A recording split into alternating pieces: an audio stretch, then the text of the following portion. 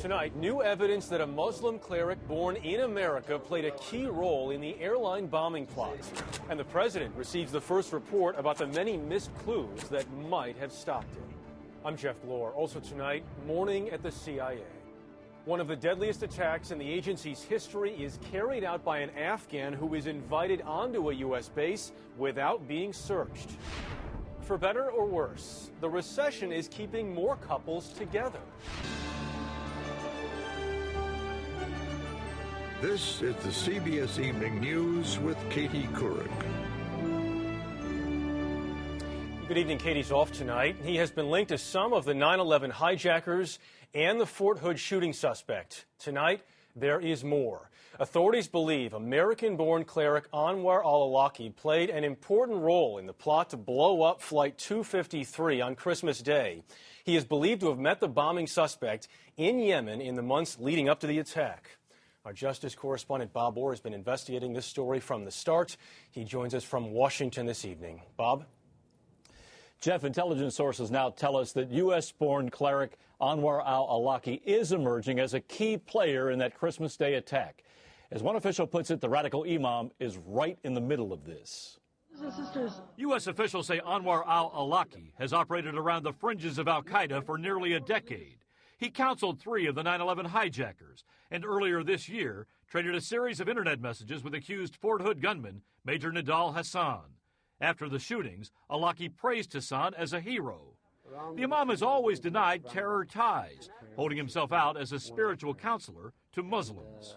There's always this association between Islam and terrorism, when that is not true at all. I mean, Islam is a religion of peace. But intelligence sources say evidence shows Awlaki is now a significant part of al-Qaeda in the Arabian Peninsula, and he has recently become more of an operations guy. In the months before the attempted bombing of Northwest Flight 253, sources say Awlaki and the suspect Umar Farouk Abdul Muttalib had communications, and Abdul Muttalib told federal investigators that he met face-to-face with Awlaki in Yemen as part of his indoctrination. Investigators, though, still can't say exactly how big of a role Awlaki played in the plot. And Abdul Muttalib, who was talkative right after his arrest, has now stopped cooperating. But sources say the suspect has already provided a wealth of intelligence. Abdul Muttalib says he got the explosives in Yemen and said he knew of no other planned attacks. But the suspect says he was isolated from other brothers while training in Yemen to keep him from knowing too much about other al-Qaeda operatives and other potential plots. While most of his story so far has checked out, sources say some of the names of associates that he's provided have turned out to be aliases. While Abdul Muttalib recovers from his burns in a federal lockup, Awlaki remains free. But make no mistake, he is now a marked man. An airstrike apparently just missed him last week. Intelligence officials now say they believe he has survived. Jeff? But, Bob, the suspect, Abdul Muttalib here, he was talking a lot at first, and now all of a sudden he's not. Why the change? Well, the short answer to that is he now has a lawyer and he's being very careful. It's not unusual for terror suspects to talk at first. I will say, though, that investigators were really struck by how expansive he was. And on that point, there seemed to be 2 schools of thought. One, he was nervous, not fully indoctrinated as a full-fledged terrorist, and he was intimidated. But the other belief, what most people believe, is that he wanted to make it clear that he was a real player. He was intent on carrying out real jihad. Sources say, in fact, he sounded a little bit like he was bragging. Jeff? All right, Bob, we're in Washington tonight. Bob, thank you. CBS News has obtained a copy of Abdul Muttalib's passport. He used it along with a U.S. visa to board Flight 253 in Amsterdam. Today, the president received the first report on the security failures leading up to the Christmas Day attack. Our Chip Reed is in Honolulu, where the president is spending the holidays. And, Chip, this is not the vacation the president planned, is it? It is not, Jeff. He had hoped to spend this vacation recharging his batteries, but now he appears to be spending most of it working. For New Year's Eve, he'll be reviewing nearly a dozen new reports from Homeland Security agencies, all part of a massive effort to figure out what went wrong.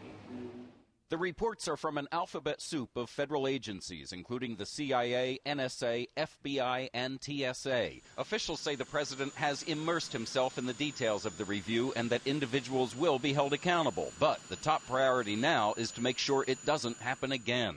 To that end, Homeland Security Secretary Janet Napolitano is dispatching a team of officials to Africa, Asia, Europe, the Middle East, and South America to review passenger screening on U.S.-bound flights. Enhanced security procedures already ordered by the president on those flights include increased pat-downs and bag checks, more air marshals, and more bomb-sniffing dogs. Officials have also updated the list of more than 500,000 potential terrorists, moving some up to the no-fly list. The preliminary findings are also focusing on some serious security breakdowns. Conversations were intercepted months ago about a Nigerian in Yemen involved in a terrorist plot, but the dots were never connected to warnings by a prominent Nigerian to U.S. officials that his son had become dangerously radicalized in Yemen. Agencies even failed to pull the man's U.S. travel visa, a flaw in the system the State Department says it has now closed. Today, Director of National Security Dennis Blair had a chilling warning to the intelligence community about the more cunning attacks of the future that are being designed to circumvent U.S. defenses. He said they are doing so right now, even as you are reading this message. Meanwhile, Republicans are accusing the president of being slow and weak in his response. Former Vice President Dick Cheney said, "We are at war, and when President Obama pretends we aren't, it makes us less safe." The White House fired back that the president fully understands the danger, but doesn't need to beat his chest to prove it. The president returns to Washington Monday. On Tuesday, he'll meet at the White House with the heads of all the Homeland Security agencies, the next step in trying to fix a flawed system for protecting the American people. Jeff? Chip, the president talks about holding people accountable for the problems here. Any indication someone will be fired or dismissed? Well, advisors here keep saying, yes, somebody will be held accountable, but they don't want to get sidetracked into the blame game now. First, they want to try to fix what went wrong so it doesn't happen again. Jeff? All right, Chip Reed in Hawaii tonight. Chip, thank you. CBS News was first to report State Department officials had no idea Abdul Muttalib had a U.S. visa while he was on a watch list. Today, we learned the department is making some changes to ensure that doesn't happen again. Embassies will now be required to flag anyone on a watch list who also holds a visa. Now to Afghanistan. Tonight there are startling new facts about the suicide attack that killed 7 CIA officers. A tremendous loss for the agency. This happened yesterday at a base near Khost, not far from the Pakistani border. As David Martin reports tonight, the attacker was invited to enter that base, and he was not searched. The flag at CIA headquarters flew at half-staff today for 7 of its own.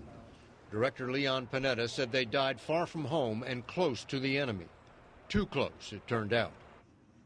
An Afghan informant was brought onto the base without any of the searches that would have detected explosives. He walked up to where more than a dozen CIA operatives had gathered for a meeting and detonated his suicide vest. According to former CIA counterterrorism chief Robert Grenier, it was the Taliban equivalent of a precision-guided weapon. The fact that this individual apparently penetrated as deeply on that base as he did, the fact that he was able to get access to the individuals that he did, suggests that this was not only his intent, but that there must have been some sort of a trusted relationship with that individual. The CIA is keeping the identity secret, but one of the dead, the base chief, was a mother of 3. 6 other agency employees were gravely wounded. Located on the border with Pakistan, Camp Chapman was used as a base for recruiting spies who, according to former CIA officer Gary Burnson, would be sent to pinpoint targets for commando raids and airstrikes. Collection would take place on both sides of the border in an effort to identify, leadership targets within the Taliban and, key al-Qaeda targets. Officials credit the base with providing some of the intelligence which has enabled CIA drone strikes to eliminate much of al-Qaeda's top leadership. It is a vicious game in which anyone suspected of spying for the Americans is executed. And someone forgot the most basic rule of espionage. You can never be sure that you can trust anyone. And the individual that you can trust today, you may not be able to trust tomorrow. With 7 dead and 6 wounded, that base is now knocked out of action until the CIA can send in a new team of operatives. Jeff? So, David, if the base is out of action for now, how exactly important was this base when they were using it? Well, it's only one of many bases, and you can send in a new team fairly quickly. But that new team has to recontact all the agents the base had been running and reestablish new relationships with them, and that will take time. All right, David Martin in Washington. David, thank you.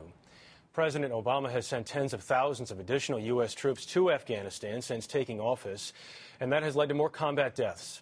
At least 305 U.S. troops were killed in Afghanistan this year. That is nearly double last year's death toll. Today, a federal judge in Washington dismissed all charges against 5 Blackwater security guards involved in a deadly shooting 2 years ago in Iraq. The 5 were accused of killing 17 unarmed Iraqi civilians at a Baghdad intersection. Iraq's government wanted to try the men in Baghdad, but the U.S. refused. Today, the judge said prosecutors blew the case, calling their evidence, quote, contradictory and lacking in credibility. Still ahead on the CBS Evening News. Are empty wallets leading to fuller hearts for America's married couples?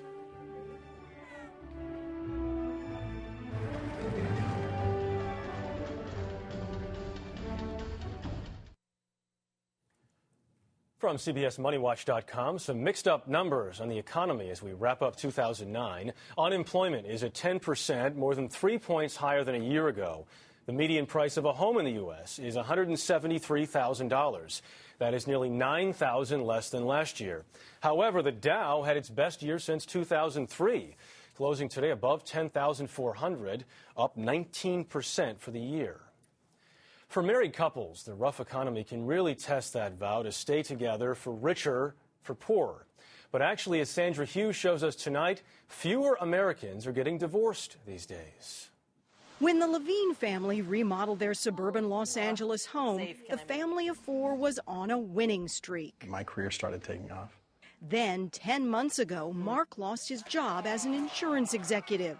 Emily had to go to work full-time as an occupational therapist. I'd say it's been stressful. They began to argue. The most difficult is trying to decide whether or not I need to make a change in my career plans. You were really worried that she might leave? I would say that it's crossed my mind a couple times. Like the Levines, experts point to role reversal. Men suddenly at home and women back to work is a major divorce risk factor. It's happening more and more since 75% of job losses in this recession have been shouldered by men. But the Levines have held on. We needed to put the financial issues behind us and focus on our family. And they aren't alone. Call it the silver lining of the recession. Last year, in the 44 states reporting data, the divorce rate dropped to its lowest point in 30 years. There were almost 20,000 fewer divorces in 2008 than 2007. Some folks have seen a dramatic decline in the value of their home, and so they're really waiting until their home values rebound before they head to divorce court. But I also think, too, that the recession can lead to a new sense of togetherness. And while it's hard to ignore the high-profile divorces, experts at the University of Virginia Marriage Project say, for the rest of us, the statistics show marriage in America is becoming more stable. As Americans tighten their belts and pay down credit card debt, marriage experts say the stress relief made for happier couples. The Levines weathered their crisis with the support of family. Lucky for them, Mark's sister is a marriage therapist. They're figuring, here we are, we're together, times are tough. Let's try and reconnect and bring back some of what we had when we first met. Now they have fewer dinners out and more family game nights at home. And as tough as it's been, it allowed us to fall deeper in love with each other and our children. Realizing if they can get through this, they can get through just about anything. Sandra Hughes, CBS News, Sherman Oaks, California. Many Americans, married or single, are happy to welcome in the new year. A poll out today says 38% believe 2009 was a bad year for their families. But 82% of Americans are optimistic about what 2010 will bring.